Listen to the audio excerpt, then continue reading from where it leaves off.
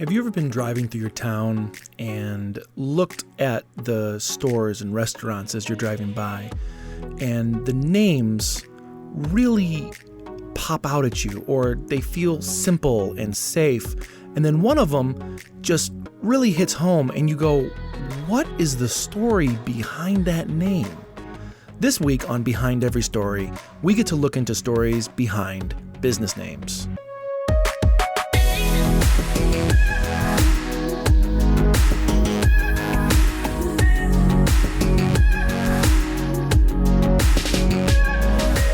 What's up, everybody? My name is Jason, and this is Behind Every Story. If this is your first time with us, let me explain what's happening. I love stories, from comic books to films, songs to jokes, sitting around a campfire with a single person to sitting in an audience being enveloped by a storyteller. I love hearing people's stories, and more so, I love learning about those stories. I'm the kind of person who will buy the DVD of a movie to watch the director commentary specifically. I want to learn how this came to be. So, what is storytelling? Storytelling is the social and cultural connection of sharing stories. Sometimes simple, sometimes embellished, sometimes even theatrical. Everyone has their own story and the paths chosen that led up to that story. Behind Every Story dissects and examines these concepts through my own life experiences and the lives of the guests I have on the show. This week, we're talking about business names, and truth be told, this was one of the very first ideas I had when I was coming up with the show's concept, because it's really intriguing to me hearing the story behind business names. So I own a company called Night Owls Media. We do video production, and that includes everything from wedding films to corporate videos, event coverage, yada yada. This is not an advertisement, but people often ask what our name means, and there's a story to it. The reason we chose the title or the name Night Owls Media harks back to when I was in grad school for film. I went to Savannah College of Art and Design in Savannah, Georgia, and part of the reason I went there was because a friend had gone there, and I wasn't learning the film aspects that I wanted to at my previous college. So I wanted to go to a real film school. And by going there, I didn't have the money to do it. My parents helped me as much as they could, but the grand majority of what I needed to spend to go to this school was coming out of my own funds. And not only did I take out student loans, but I had to work side jobs while I was going there.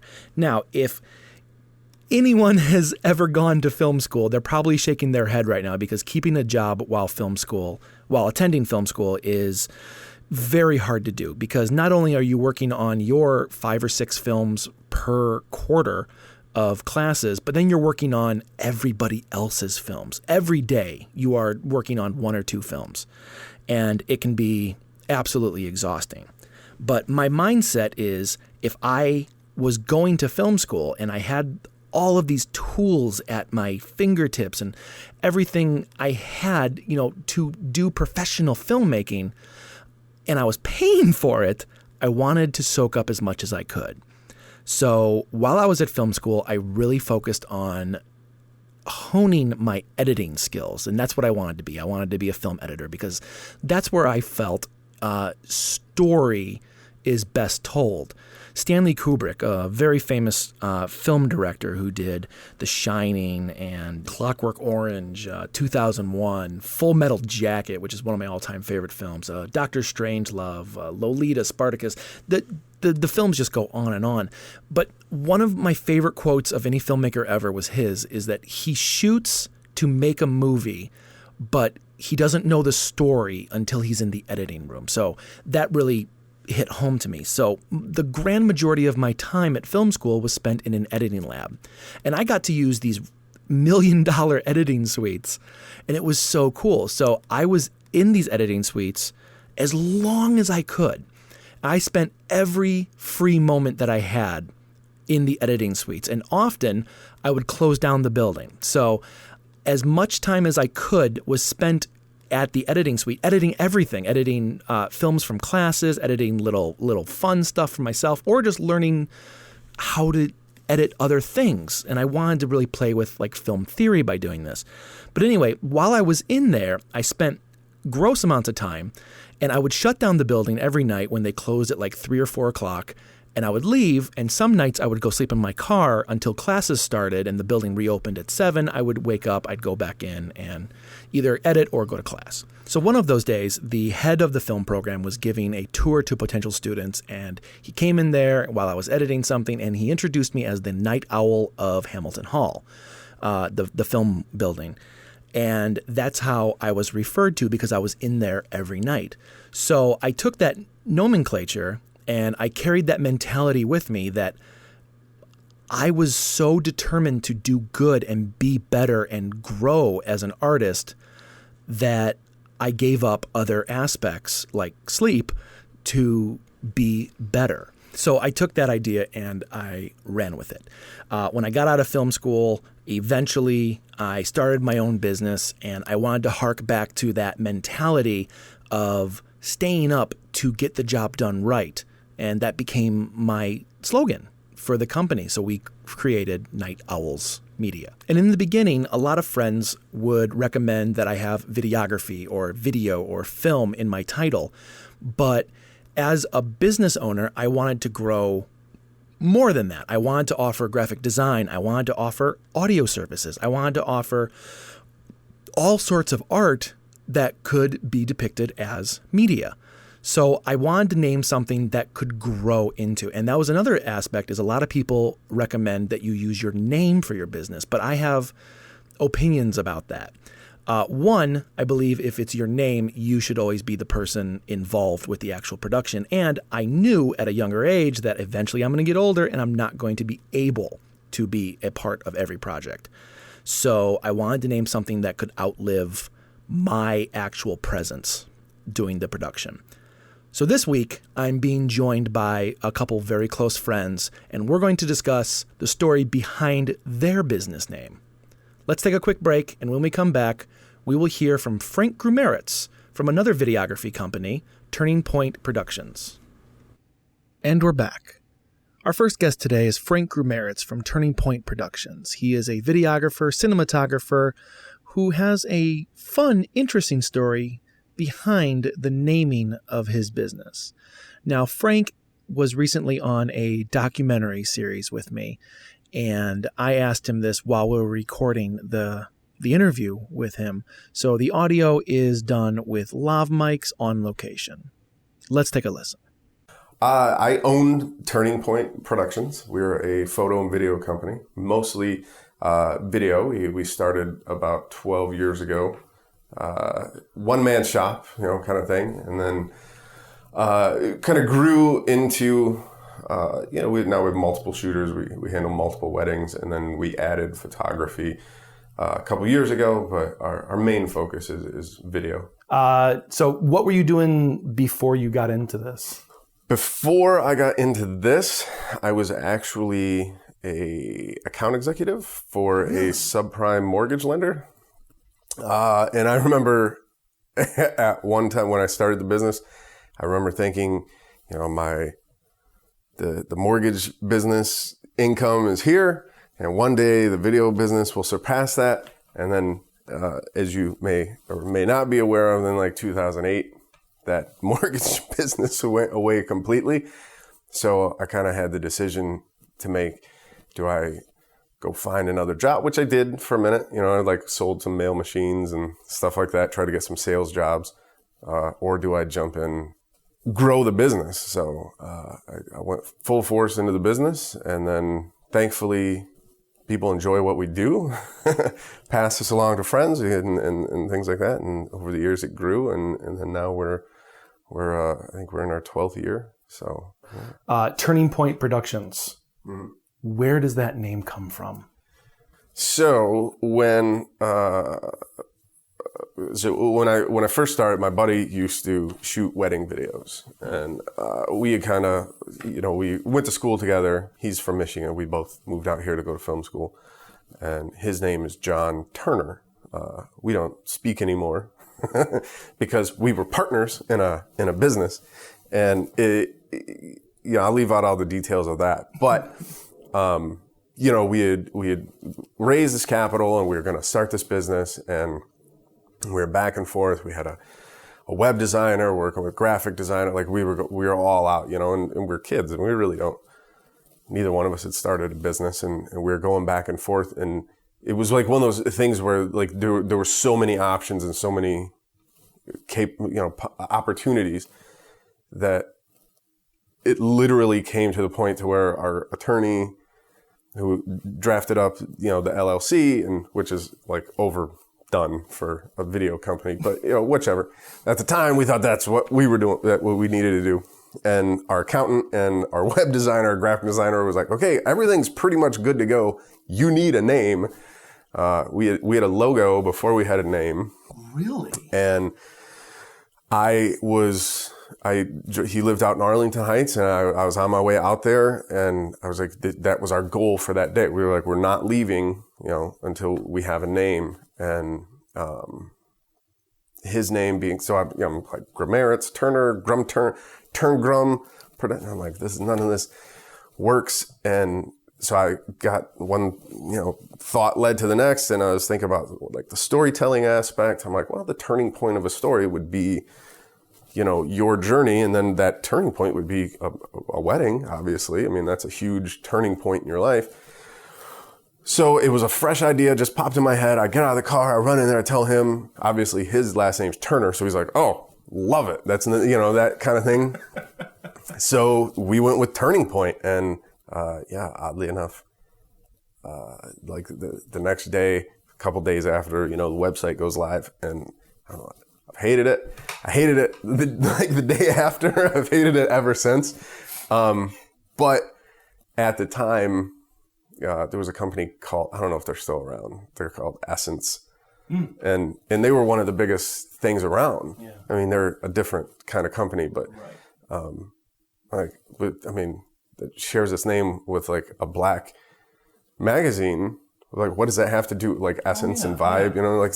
So we're like, well, I guess a name really doesn't mean, as long as it's not just some horrible, like god awful name, people don't care. Because you Google Turning Point, and it's like, there's a propeller company, I think in like Schaumburg or something. It's a damn good name. I go, yeah, they got it there. But then there's like a lot of like halfway houses and like Alcohol Anonymous kind of drug addiction stuff. And I'm like, sure, because that's what you want to be associated with as, you start this journey. Your happy life is, spouse abuse and drinking problems, So it's got a weird thing. If you Google it, you'll see a lot of interesting options. But yeah, that's where it's not like, I wish it was like, we were outside and the clouds parted, and like everybody wants it, especially as a creative, you want this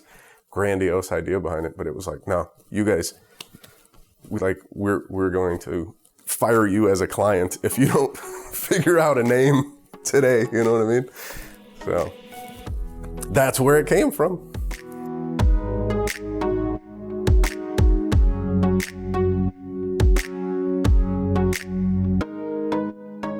I'm talking with Shar Pazan from City Girl Events in Chicago, Illinois. Shar, thank you so much for joining us. Hey, Jason, thanks so much for having me. I'm super pumped.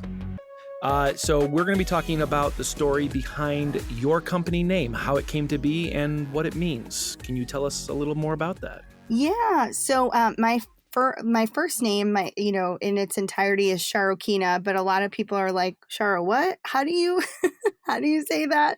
So when I started my business originally, it was Events by Sharokina, or people would say, what's her name? And it's an Assyrian background, and it's, very rich in heritage, and I love it. It's just not the easiest name. You don't see it every day. You never found my name on a keychain at the store. Let's put it that way. So basically, I had the name for a while, and I was just trying to think, how do I I wasn't thinking City Girl. I said, how do I change it into something where if it wasn't just me doing it, I could have other people work with me and really encompass who I feel, not just my name. And so I was writing down different names of what I thought described me. So girl, city, sassy, whatever, all the things that I thought, you stubborn, all the things that I thought. And, I kind of was just looking at names that could go to, or words that could go together. And then I did actually, at some point, my husband is crazy in that he has like millions of books, and I love them, and I love him, but he never reads all of them. But they're useful. And that day I was looking at logos and branding, and I was just trying to get immersed into it. And then I left it alone and I went and jumped in the shower. The best ideas come from the shower, and you can't write them down. So I was in the shower and I was shampooing, right? And it was like, you're getting that nice little, like the bubble, like the suds, right? And that's when you're getting it really clean. And all of a sudden I saw this flash in my head, and it was City Girl. And it was like City Girl this, and like events and lifestyle. And like the name just kept like coming up. And I had seen City Girl before, but it really like came together in my head in that moment. And I literally I don't even remember if I finished shampooing my hair, but I jumped out, grabbed a towel, and I said, Steven, it's a brand. It's a brand. He's like, what? And I said, it's a brand. It's a thing. I've got it. And, and he goes, okay, just finish, go finish your shower. It's good. I'm excited. But that was City Girl, and it was a fun moment looking back, for sure. Well, I think whether you live in the city or you were born in the city, you're from the city, there's a sense of who you are, like how you live, how you shop, you're savvy, you kind of have to deal with a lot of noise and a lot of construction and traffic. And you kind of have this little, a little bit of backbone to you, if one can say. Nothing phases you, basically. The sirens, the lights, the noise. So there's a little bit of like, you've got some sass and some just like really like a different kind of energy. You're used to like lots of different cultures and people and ideas and foods and music, and you're immersed into all of the energy and all of the beauty. And then when I came up with the name, I really wanted it to be one of two ways. Either you think of yourself as a city girl, or you're going to hire the city girl to do it. So that's really kind of how that all came about. That's really cool. Thank you. Thank you so much for joining us. I really appreciate you taking the time for this. Thanks for having me, Jason. It was awesome. You rock. All right. Have a great day, Shar.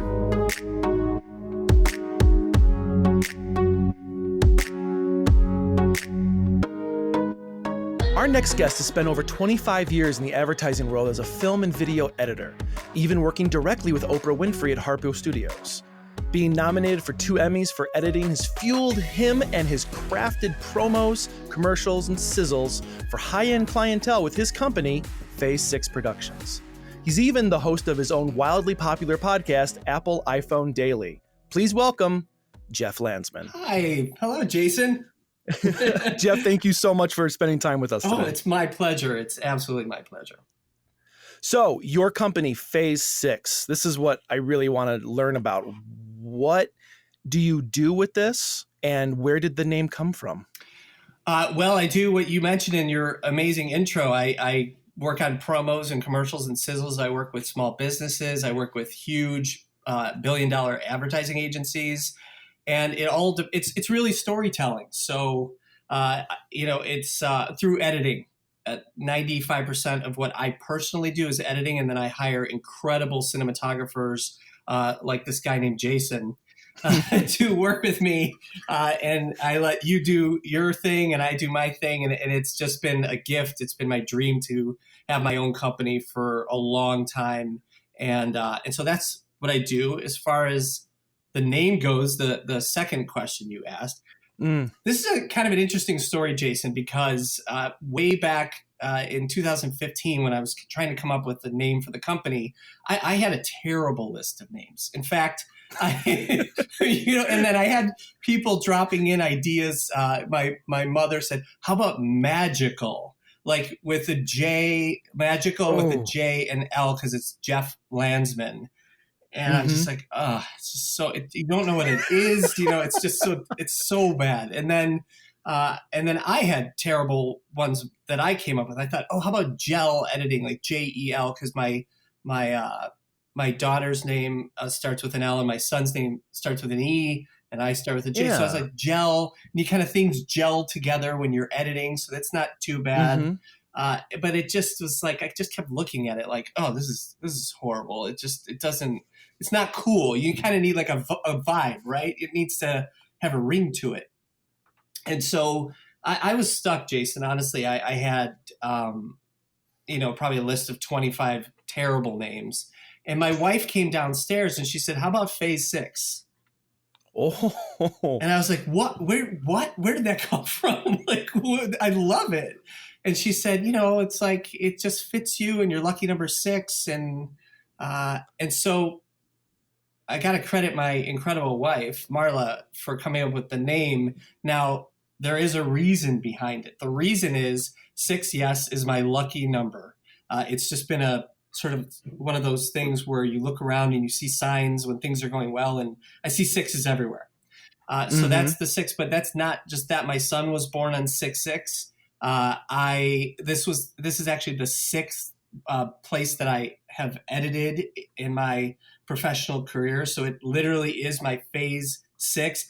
Editing is sort of the 6th phase of storytelling, where you start with concept through with all the steps: concept, pre-production, production. I forget my list, but the 6th phase is editing, and there's a bunch of different reasons, and it just fits. So that's sort of the how phase 6 was born. That's so cool that it just came from another source instead of yourself. Most good things that have come into my life have sort of stemmed from my wife or my children or friends. You just have to really lose your ego and kind of let go and listen when somebody has a suggestion. Now, they're not always good. Like when my mother says, how about magical?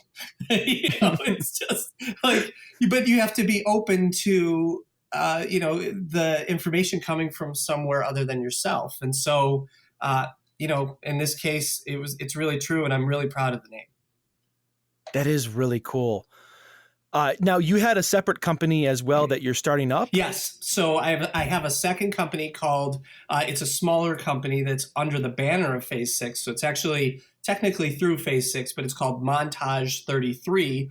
And this company will only be doing montages. So the kind of work that I personally do through Phase 6 Productions, and I work with super talented people like you and other graphics people and sound designers and so forth.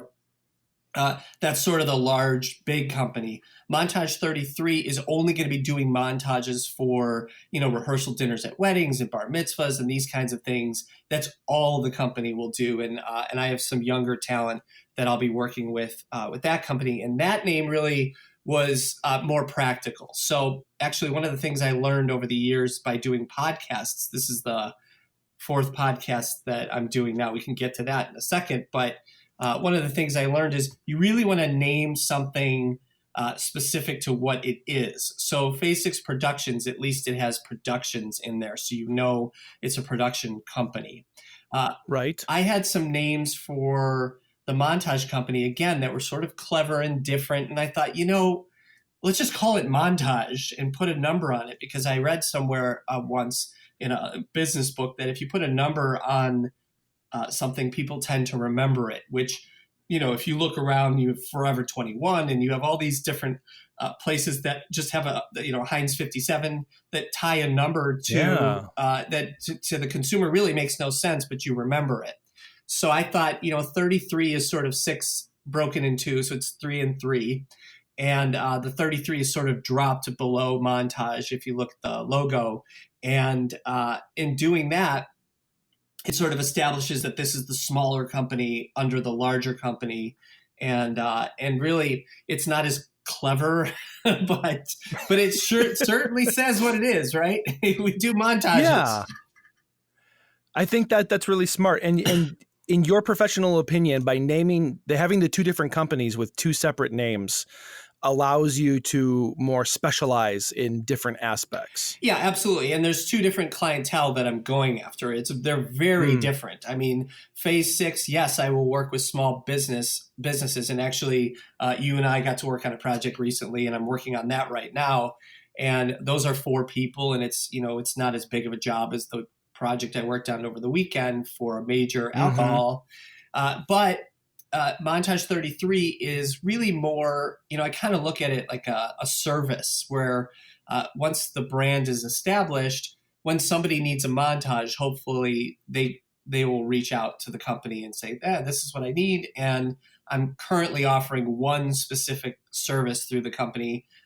Over the next few years, the business plan is to expand that into 2 or 3, but they'll all be montages. So yeah, it's totally different clientele. So I didn't want to include the offering of montages under Phase 6 Productions because 2 things happen when you do that. One, it just gets confusing. Clients are like, wait, what do you? You're in advertising, or you do montages for, rehearsal dinners? What is it that what do you do? And 2, the big clients want to work with someone who's working on big stuff, and the smaller clients also want to work with that person, but they're also fine working with someone that that person maybe has hired to work through the process that's been established. That's wild amount of positive and good information for people out there trying to start their own business. That is amazing. Thank you. So you have at this moment 294 episodes of your own podcast with a full 5-star rating on Apple Podcasts called Apple iPhone Daily. Can you tell us a little bit about your podcast? So one of the things that I learned years ago, which, I'm really impressed with the kind of person you are, because you seem to follow this sort of same set of rules, which is you really should do what you love for a living if you can. But in addition to that, you should find a side project that keeps you creative, something that maybe has nothing to do with your main business or can overlap, but it just keeps your creative juices going because as you know, in the industry we're in, you'll get hit with 3 or 4 projects at once, and then there'll be a pocket of, a little time where you're like, I don't know what to do with myself. And then it's crazy again. And so one of the things I've learned is don't take that time to just kind of like stare at the wall and wonder why, create, be creative. So that was sort of the impetus. That's why I started podcasting years ago. And I kind of found a love for it. And so as far as the Apple iPhone Daily goes, it's my 4th show. Now, to go back to what we talked about earlier about bad names, I had a show that was basically the beta for Apple iPhone Daily, and it was called Far From the Tree. And I never got more than 26 listeners to that show. And the reason why is because it's too obscure. I was so clever. It's called Far From the Tree. Like the apple doesn't fall far from the tree. And we'll talk about nobody cared. Like, no, I didn't pick that up. And you'll never find it. You'll never go, oh, this must be about, and then it turns out there's a documentary called Far From the Tree that has nothing to do with Apple stuff. And so I get tons of likes on the Facebook page for the documentary. It's just a badly named podcast. So as far as Apple iPhone Daily goes, it's become pretty popular. Thank you. And the reason why is, again, in the title, it's called, you know what it is. It's Apple iPhone Daily. You can find it. It's a daily show. I do it 5 days a week. It goes out at 6 a.m. every day. Yes, I pre-record a lot of the shows. But the reason I love doing it is because it's another just sort of creative outlet. And I get to kind of be the sort of crazy, amped up, silly version of myself. So it's me, how you and I are talking now, but it's me like, almost I don't want to compare myself to Stephen Colbert because he's a genius and I'm just a lowly podcast guy. But you know how he used to do like sort of an amplified version of himself on the Colbert Report? Yeah. It's the same idea. It's just, if you listen to that show, it's going to be like, hey, welcome to Apple iPhone Daily. My name is Jeff Landsman. It's that energy. Right. And it's I totally get that. Yeah. And it's just there really to set people off with a little bit of Apple fun every day. It goes out at 6 a.m. I've gotten phenomenal feedback. A lot of people listen to it in their shower. I mean, they're just like, this is my shower show because each episode's around 5 to 8 minutes or so. So it's kind of the perfect length for someone to kind of tune in, listen to it, and then it's over. That's another thing I learned from my previous podcasts, that if you either want to do something that's long and filled with rich content, if you're interviewing someone, like in your case, or if it's just you at a mic, it's really kind of better to do a shorter show and do more episodes because it gives listeners a chance to tune in more often. And I love that you have the demographic of a shower podcast. That's shower and travel. Wildly it's shower specific. and travel. That's what I hear. Some people listen on the L or in the train, subway, wherever you are. Mm-hmm. So and it's listened to around the world at this point. I mean, this has been out for a little over a year and a few months, and I looked at the statistics, and it's all over the world. People in Australia are listening. They're listening in the Middle East. They're listening in so South cool. America. It's just, I don't know how they're finding it. I don't have any listeners in Japan yet, but it's just like goals, sir. Goals. Hashtag exactly. goals. So anyway. Jeff, thank you so much for spending time with us today. I really appreciate your knowledge and your input and your story. Well, I'm a big fan of Jason, and so it's my pleasure to actually come on by and join you on your podcast. Make sure you check out Jeff Landsman's podcast, Apple iPhone Daily. Find it on your favorite podcast app, or make sure you go to Apple Podcasts because, that's what he's talking about. So be a part of the revolution, people. Thanks for having me, Jason.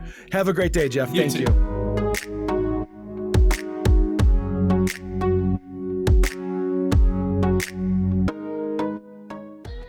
I always feel that some of my favorite stories are the ones that really come out of nowhere.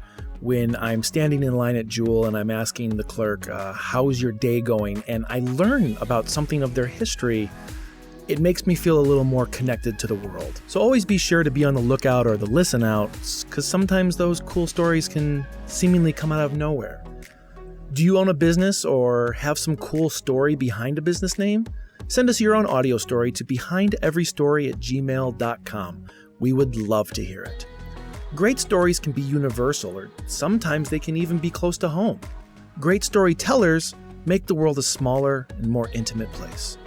Thanks to all the great storytellers out there, big and small.